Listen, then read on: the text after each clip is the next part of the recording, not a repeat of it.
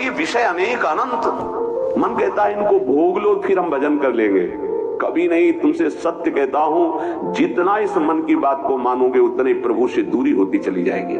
और ये सिखाता है, ये जलन हो रही, अगर भोग लेते हैं तो शांति हो जाए, बढ़िया भजन कर लो। इसकी शिक्षा यही है, क्योंकि जानता है भजन के लोभ से ही हमारा साथ दे देंगे।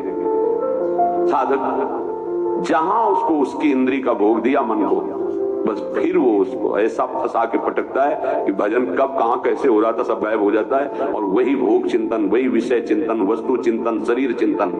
बहुत सावधान। इसलिए वास्तविक अनुराग प्राप्त करने के लिए भोगों का राग, शरीर संबंधियों का राग छोड़ना ही होता है। इस राग को मिटाने के लिए वाणी से गुणानुवाद करो, हृदय से चिंतन करो, नेत्र तुम्हारे जहां जाएं वहां प्रभु की उपस्थिति देखो।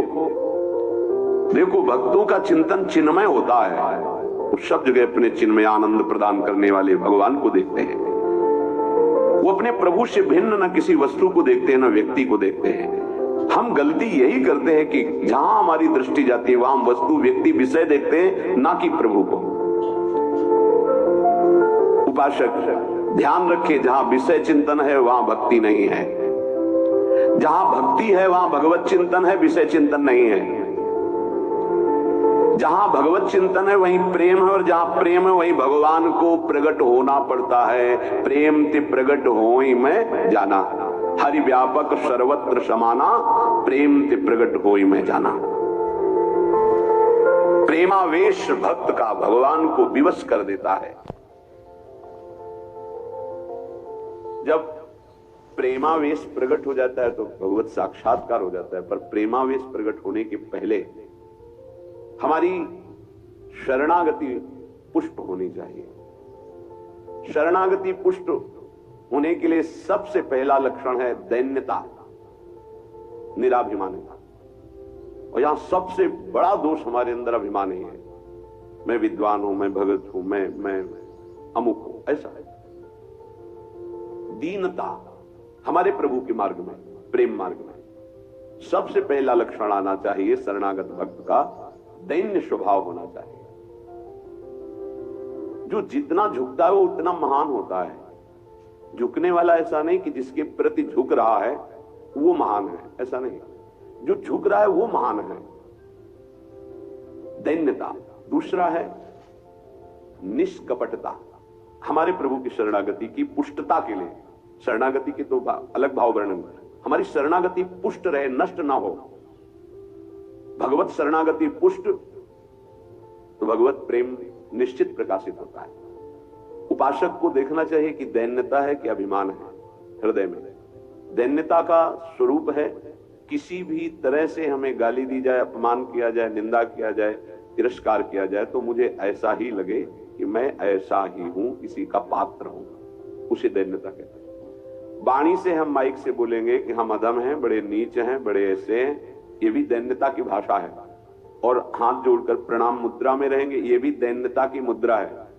लेकिन यहां हृदय की दैन्यता को कह रहे हैं कि जब कोई दूसरा कहे तू नीच है, अधम है, पाखंडी है, दंभ करता है, भक्ति नहीं है, और अपने को सीधी बात ये लगे कि सही बात है, मैं ऐसा ही हूं, इसे दैन्यता कहते हैं। शरणागति हमारी जो विक्षिप्त हो जाती है, जो दोषयुक्त हो जाती है, जो पूर्ण नहीं हो पाती शरणागति, उसका कारण देहाभिमान, उसका कारण गुणाभिमान, साधनाभिमान, इनमें से कोई ना कोई अभिमान होता है। इसलिए कह रहे सबसे पहला लक्षण बाबा की विचार में है दैन्यता, और ये बहुत प्रिय है दैन्यता भगवान को।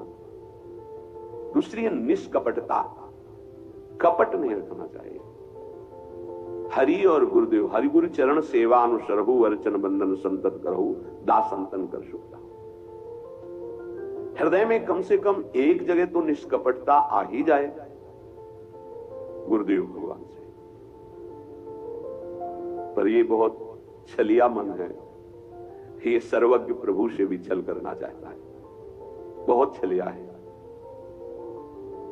अगर हमारी शरणागति का अपहरण कोई करता है तो अभिमान और कपट, दूसरा जब निष्कपटता है तो कपट अगर है तो हमारी शरणागति ढक जाएगी। मोहि कपट छल छिद्र न भावा, मेरे प्रभु कह रहे हैं। यही दरबार दीन को आदर, पक्की बात। पहला है दैन्यता, दूसरा है निष्कपटता। शरणागत उपासक के हृदय में कपट नहीं। कपट का मतलब होता है कि मुख से कुछ और बोल रहे हैं और हृदय में कुछ और है।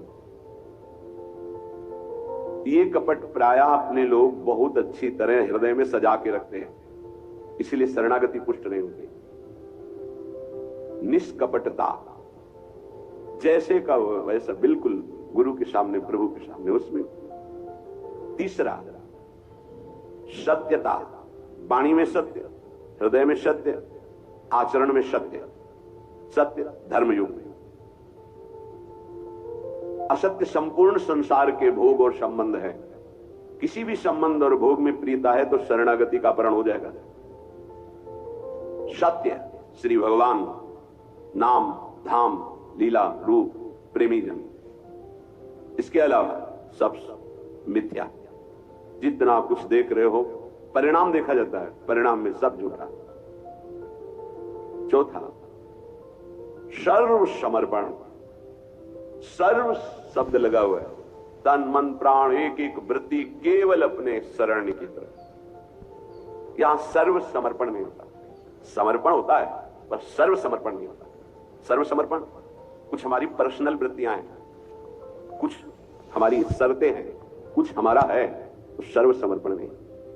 सर्व समर्पण दशरथ जी महाराज के श्रीमुख के वचन, नाथ सकल संपदा तुम्हारी, मैं सेवक समेत सुत नारी, सर्वस्व आपका।